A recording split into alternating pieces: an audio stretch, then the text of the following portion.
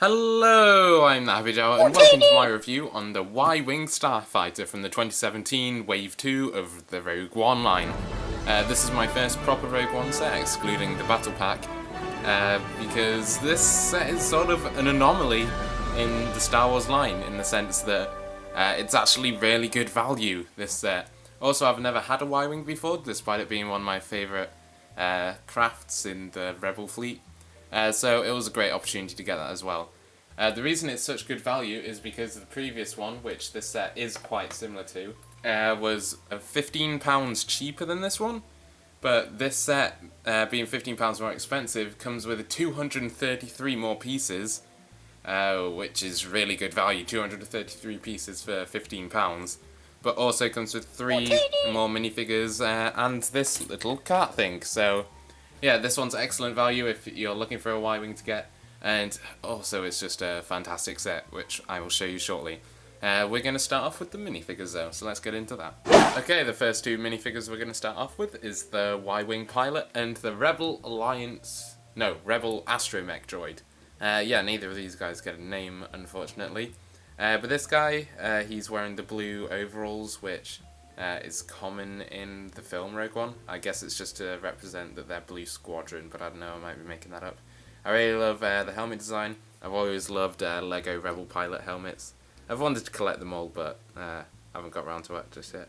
It's got the raisin stripes, and then there's sort of yellow stripes here, and those 2 dots. And it's got the new, more detailed Rebel pilot head that they use quite often. I don't think it's unique to this set. The U-Wing pilot might have had the same head. Actually, it turns out this is the exact same U-Wing pilot minifigure as the one that came in the U-Wing, so yeah, thanks for that, Lego. I mean, at least change the helmet design. That kinda sucks. But it is double-sided, because he's scared on the other side like he's about to blow up. And he gets a pistol. And the Astromech is super cool because he's got a smoke trans head. I don't know, is it smoke black? Is it just black trans? I don't know, it's not as clear as the last trans-domed Astromech we got, but it's really cool. Quite strange as well, because it seems more like a bad guy sort of droid with the gunmetal colour and like the silver detailing, which is really, really nice. But no, he's a Rebel Alliance one, and for people who collect Astromechs, I think you're going to be really happy with this one. Those trans-domes just work out really nicely in Lego and look super cool. Alright, now we're looking at Moroff and Admiral Raddus. And Moroff is a super cool looking figure, super cool looking creature. He was very present in a lot of the promotional material, but then in the final cut of the film he wasn't seen all that much. Like, there's shots of him behind the scenes on Scarif, but in the film he's just part of Saw Gerrera's sort of group, so it's quite interesting. He comes with this massive built-up backpack, where this is shown on the box that it's actually supposed to be like an attachment for his gun. His gun that sits on the back here. Oh. It's just a pistol with a Technic piece on. It sort of represents the Gatling gun that he has in the film almost. Is that the correct term for it? I don't know. It's like a minigun sort of looking thing with the multiple barrels. So that works out quite nicely. Though the far more interesting part is his head mold, because it is actually a dual molded piece. It's really impressive actually. You can see this super useful furry underside that he has on both sides. That could be used for like a Christmas jumper. But I want to show you the dual molding in here, because this gunmetal colour isn't printed. Like, that's part of the mold if you look in here. Like, there's a gunmetal dual molded with the white fur all around, which is really cool. And then the brown highlights are just painted on, which is fine. But the mask and this chest panel are all part of the plastic, and it's really cool. And obviously you can stick a backpack onto here as well, so there's space for that. Yeah, Moroff is a super cool figure, even though the character doesn't get much to do. The figure itself is very impressive and very useful to sort of inhabit your alien worlds. And then we also have Admiral Raddus, who, considering he was essentially just an obese, disposable Admiral Akbar, he was pretty memorable in the film, did a good job. They based him off Winston Churchill apparently, so that's quite cool. I definitely saw that in him, but he was just down for a scrap, and I don't know, his weight isn't very well represented here. Like, that's a big part of his character, but in figure form, you wouldn't know that he was Fat Admiral Akbar. The head looks cool. It's not actually a dark grey, it's like a sort of pearly dark grey, which is interesting. Some nice detailing under here. And yeah, it's just the actual torso itself doesn't really represent his fatness. Like, they could have given him like an extra belly or something, like to go over the top, but I don't know. It's just, he doesn't look fat. But the torso, because it isn't characterized in that way, is very useful for other stuff. I especially like the legs, which is a weird thing to say, but it's just like got nice subtle printing and could be used for just generic Star Wars legs on a lot of figures, or like space jeans or something like that. And last but not least, we get a very welcome generic Stormtrooper. As I've said in the previous Battle Pack review, these have been very difficult to obtain, these really nice 2013 Stormtroopers, I think they are. The most recent version of the Stormtroopers, but they've been very difficult to get hold of. And it's always welcome to get a spare one in one of these sets just for the purposes of army building. That's the angry clone face. And also this particular helmet I got, just the printing on the eyes is quite strange. Like, there's no reflection printed there, so they're just like deep black eyes, which isn't a problem. It's just kind of interesting. Weirdly, we don't get an actual technician to ride the buggy, which I'm going to show you in a second. Because LEGO usually love to add their technicians, and it's sort of like a tradition for a lot of these Rebel fleet ships. But yeah, that's kind of strange. I'm happy with the Stormtrooper instead. If it was the Stormtrooper and the technician, I think I would have preferred the Stormtrooper just because you want someone to represent the bad guys in this set. Before we take a look at the Y-Wing itself, I'm going to show you the little buggy included, which usually with a repair technician man is a bit of a cute tradition that LEGO do with these Rebel Fleet and New Hope ship sets. But it's quite nice for what it is, nice shaping. There's this really cool printed control panel that they introduced in the last wave. Printed control panel, which is really nice. And yeah, there's not much to it. You can detach the trailer. Got a little crane, that's a sticker there. And this holds the torpedoes and the spring-loaded shooter missiles.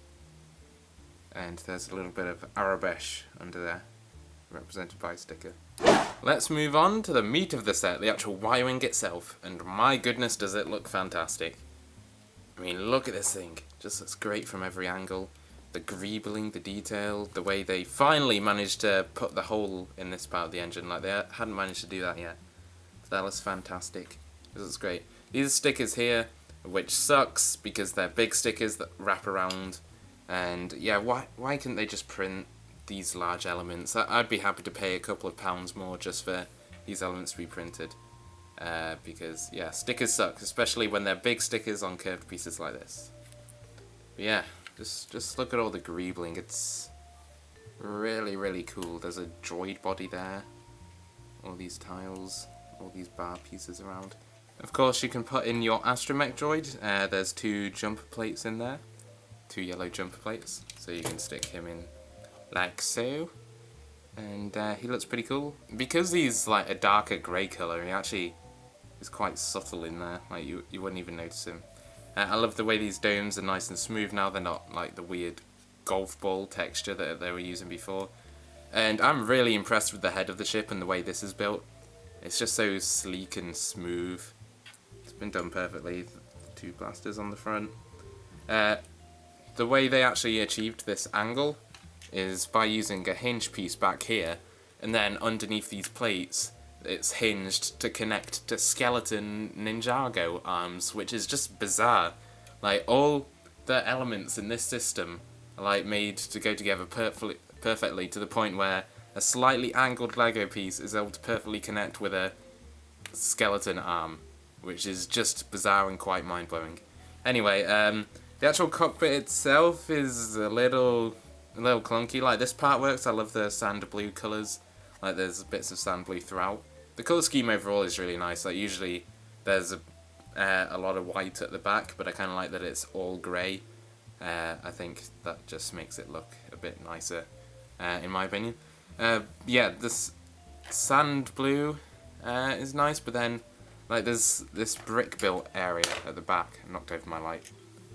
Like here, which sort of interrupts the design. Like it's nice and flush and all very sleek, and then you get to this sort of ugly brick built area. So I'm not as big a fan as that. I might change that up myself. And even the turret on top doesn't look that great. Like you got the ugly blue Technic pin here, but even so, it doesn't even look that accurate. So the cockpit itself isn't all that great to me. There's the pilot inside. He's attached in with just basic studs.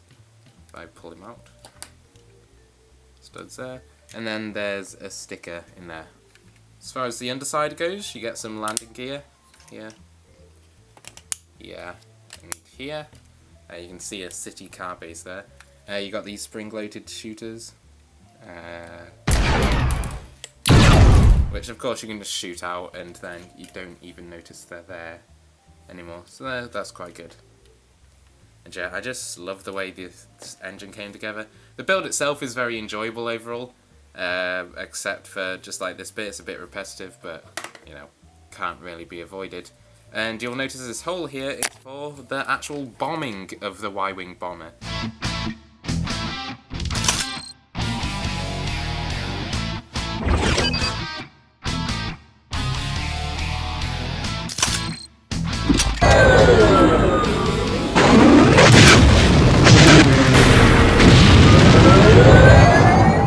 So, we have great value with great figures, a great build. Overall, this is a pretty much flawless set. I think, like for the price you're paying, which even though it retails at 65 quid, like I've seen it for £60 pretty much everywhere. Like if you just shop around, you'll be able to find it cheaper than 65, and it's just fantastic. It's a perfect representation of the vehicle. The figures are pretty strong all around, especially the Moroth, which, while not a particularly memorable character in the film, as a figure itself is just an incredibly cool creature minifigure to have. And yeah, I don't really have much more to say than that. Overall, I think I'd give it a very strong Marvel Legends Iron Man helmet out of a lamp. Thank you very much for watching, and I'll see you in the next video. The fun!